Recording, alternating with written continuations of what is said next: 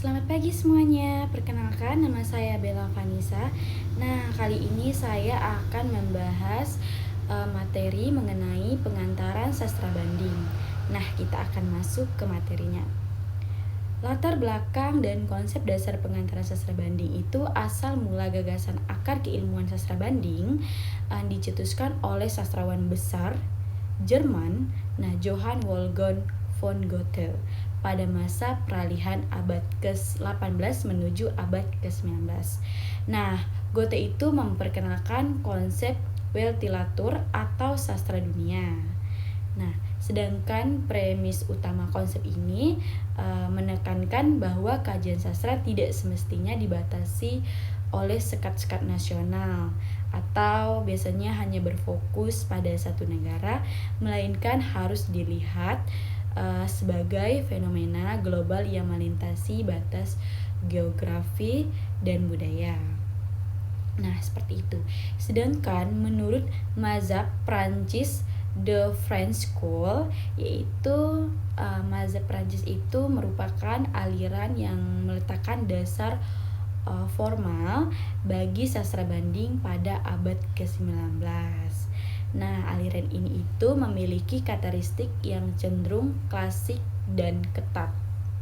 Nah, karakteristik utamanya itu Eropa sentris. Nah, itu tuh berfokus pada kajian yang sangat terbatas pada karya sastra bangsa-bangsa Eropa. Sedangkan metodologi formal itu kajian yang sangat menekankan pada aspek intrinsik karya sastra seperti tema, alur, tokoh, gaya bahasa, dan struktur. Sedangkan studi pengaruh, yaitu fokus utama penelitiannya adalah membuktikan adanya hubungan pengaruh faktual sebab akibat. Nah, antara dua karya sastra secara biner antara atau disebut juga antara dua negara atau dua bahasa.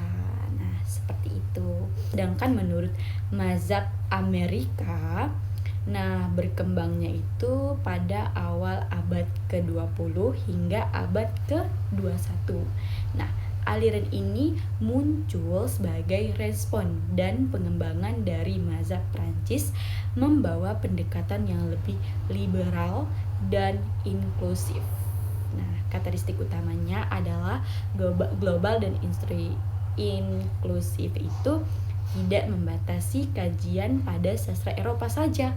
Nah, mencangkup karya sastra dari Asia, Afrika, dan Amerika Latin. Sedangkan pendekatan interdisipliner yaitu kajian yang meluas melampaui aspek intrinsik.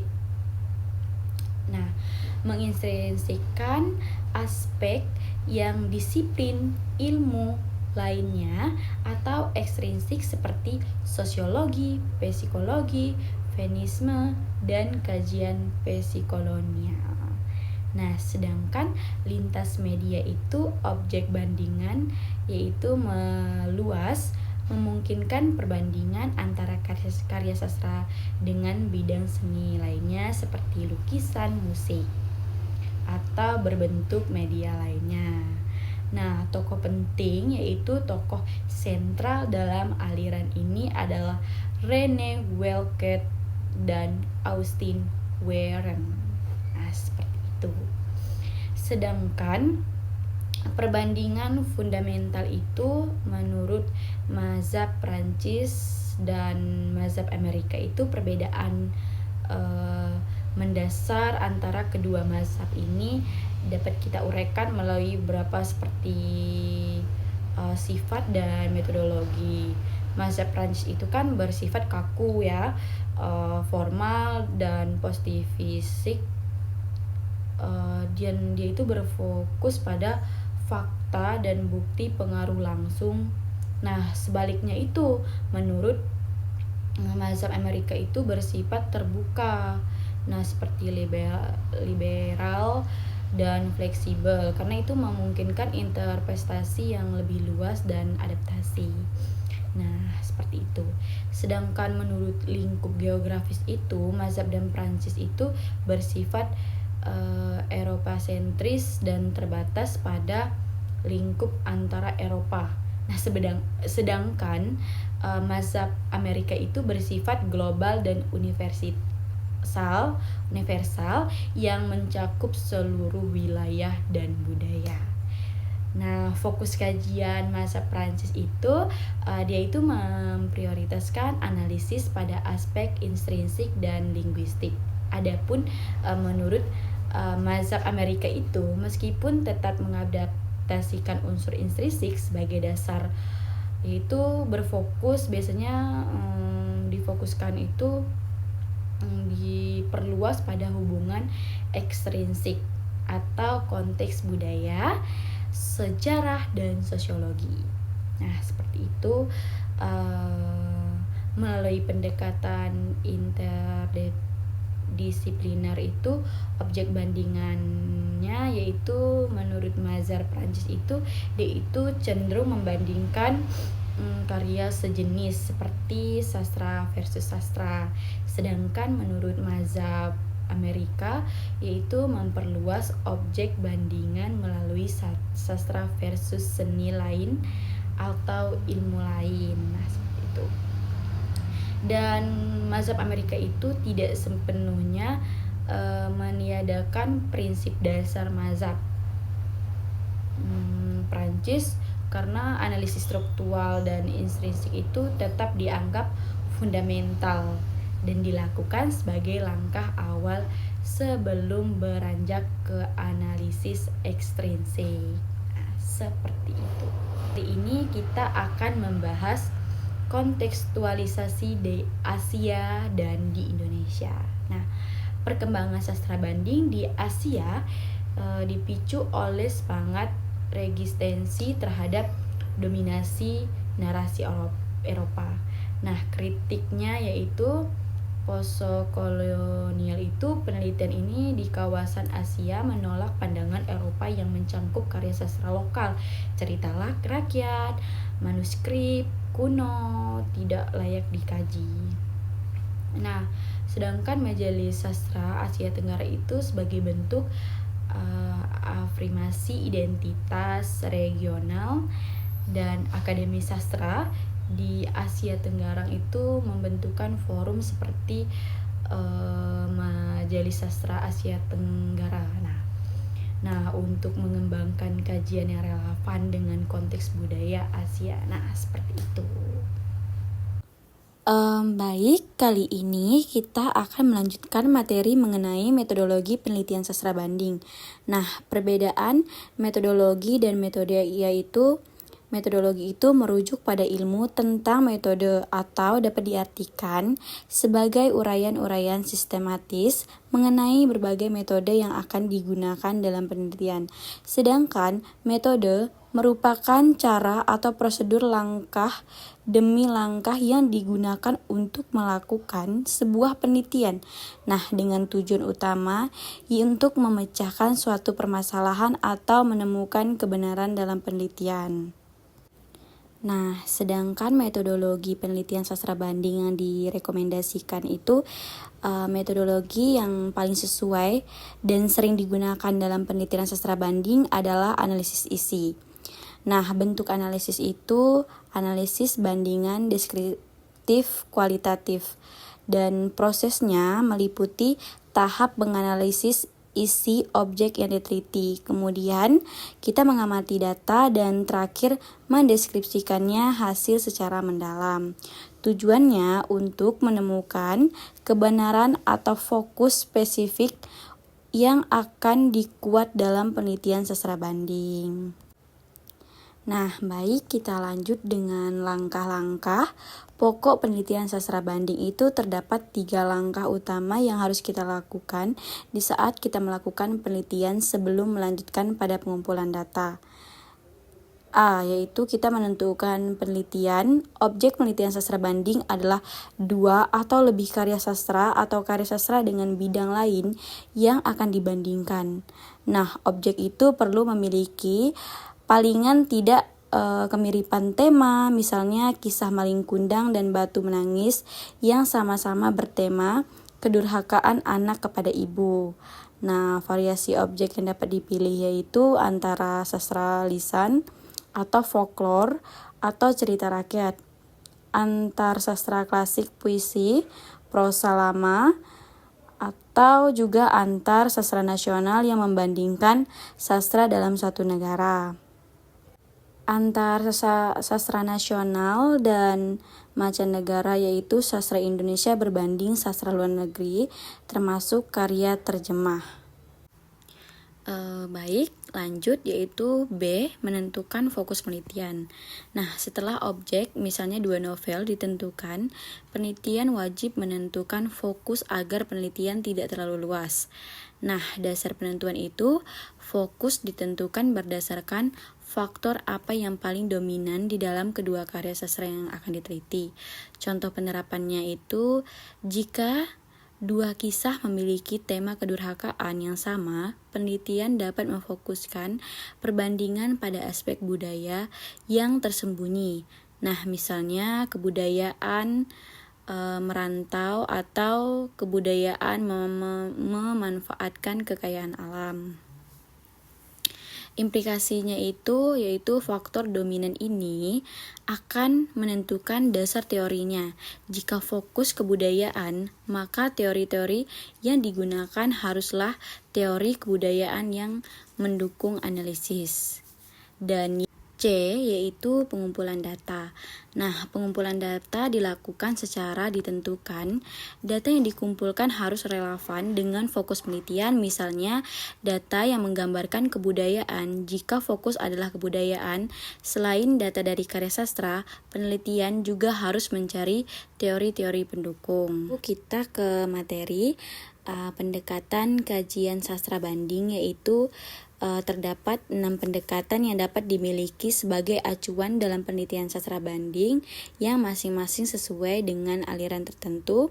Nah, yang pertama yaitu pendekatan intertekstual, yaitu konsepnya memungkinkan perbandingan karya sastra yang mempunyai latar yang sama atau mencari hubungan, pengaruh atau hipogram antara satu karya sastra terhadap karya sastra lain. Nah, kecocokan aliran itu sangat cocok untuk aliran Prancis atau mencari pengaruh sastra satu negara terhadap sastra negara lain. Dan yang kedua yaitu pendekatan struktural, yaitu konsep memandang karya sastra sebagai karya yang otonom dan terstruktur.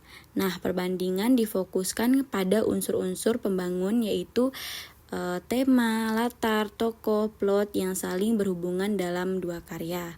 Nah, kecocokan aliran itu cenderung ke aliran Prancis karena hanya membandingkan unsur-unsur intrinsik.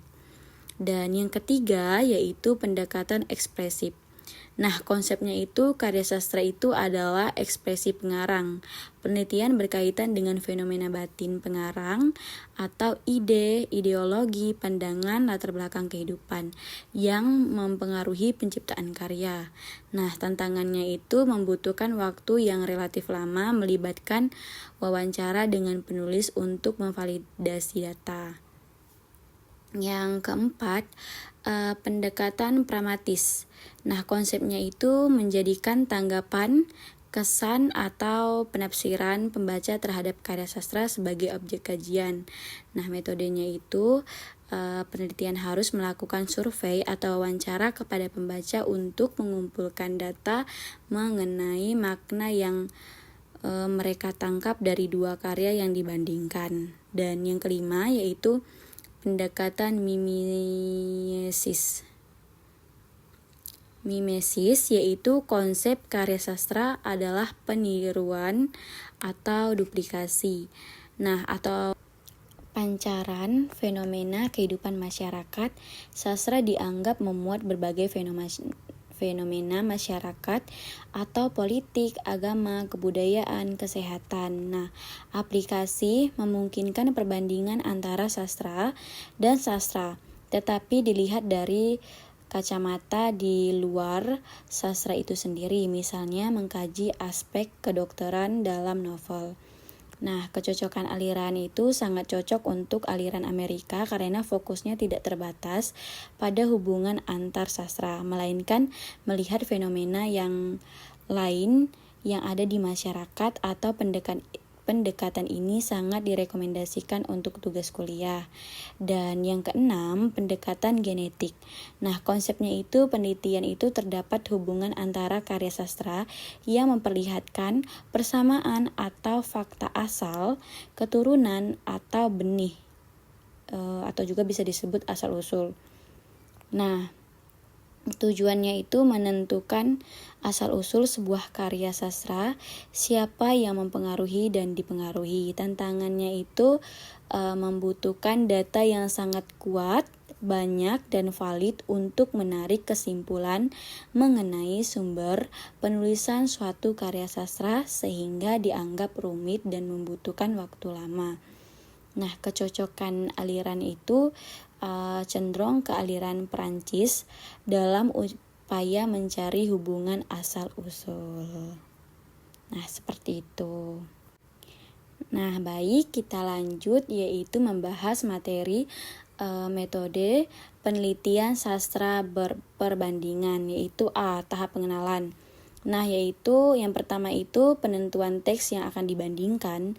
Teks yang dipilih harus memiliki motif ketertarikan yang jelas, misalnya kesamaan tema atau gaya bahasa sehingga ada unsur kesamaan yang hendak dibandingkan. Dan yang kedua, menentukan hipogram dan transformasi. Penelitian harus menentukan teks mana yang berfungsi sebagai hipogram atau teks dasar atau embrio, dan mana yang merupakan teks transformasi atau teks baru yang muncul berdasarkan teks dasar tersebut. Penentuan ini akan dipermudahkan kajian. Dan yang ketiga, lakukan analisis struktural sederhana terhadap kedua teks. Minimal mencakup unsur-unsur penting seperti tema, alur, latar, atau penokohan. Nah, tujuannya adalah mendapatkan informasi awal mengenai unsur-unsur dalam teks A dan teks B. Dan lanjut ke B, yaitu tahap analisis dan interpretasi. Nah, yaitu mengenai persamaan, mengidentifikasi semua aspek persamaan, misalnya kesamaan tema, konflik, atau latar belakang budaya yang ditemukan pada kedua teks. Bagian ini merupakan motif utama dari kajian perbandingan. Dan yang mengidentifikasikan perbedaannya itu mengidentifikasikan perbedaan yang ditemukan, walaupun fokus utama pada persamaan, perbedaan harus diidentifikasi atau memperkaya temuan. Dan yang menganalisis dengan konsep atau teori tipologi itu temuan persamaan yang telah didefinisi harus dianalisis lebih lanjut dengan mengaitkan pada konsep atau teori tipologi lainnya, misalnya teori lintas budaya, teori feminisme, atau konsep religius atau spiritual. Memperoleh makna itu melalui proses analisis dan pengaitan dengan teori lain. Nah, penelitian ini akan menemukan makna dari persamaan yang ada. Makna ini harus lebih mendalam daripada sekedar menemukan sama-sama membahas hal X. Contohnya makna kedudukan perempuan di dua daerah berbeda yang dipengaruhi oleh budaya setempat. Dan yang terakhir yaitu C, tahap akhir, yaitu menyimpulkan. Setelah semua tahap analisis selesai, penelitian menyimpulkan makna yang telah diperoleh. Dan yang terakhir yaitu menuliskannya. Hasil penelitian harus disampaikan dalam bentuk tertulis, biasanya berupa artikel ilmiah atau skripsi. Disarankan untuk menyesuaikan penulisan dengan tempat jurnal yang dituju agar dapat dipublikasikan. Nah, dapat kita simpulkan materi yang telah kita bahas yaitu sastra banding meliputi sejarah, dikotomi aliran, dan metodologi. Secara historis, ilmu ini terbagi menjadi dua, yaitu mazhab Prancis yang kaku, Eropa sentris, dan berfokus pada analisis intrinsik serta pembuktian pengaruh faktual atau influence study, dan mazhab Amerika yang lebih global, interdisipliner, dan berfokus pada analisis ekstrinsik untuk mencari interpretasi makna dalam konteks budaya dan sosiologi. Nah, metodologi penelitian yang disarankan adalah analisis isi deskriptif kualitatif. Penelitian diwajibkan untuk melampaui sekadar menemukan persamaan dan perbedaan, melainkan harus memaknai temuan tersebut dengan mengaitkan pada teori tipologi yang relevan. Dari berbagai pendekatan mimesis yang melihat sastra sebagai cerminan fenomena masyarakat paling direkomendasikan karena sangat sesuai dengan semangat inklusif mazhab Amerika dalam menganalisis hubungan intrinsik. Nah, baik, cukup sekian materi kita pada hari ini. Saya mengucapkan terima kasih.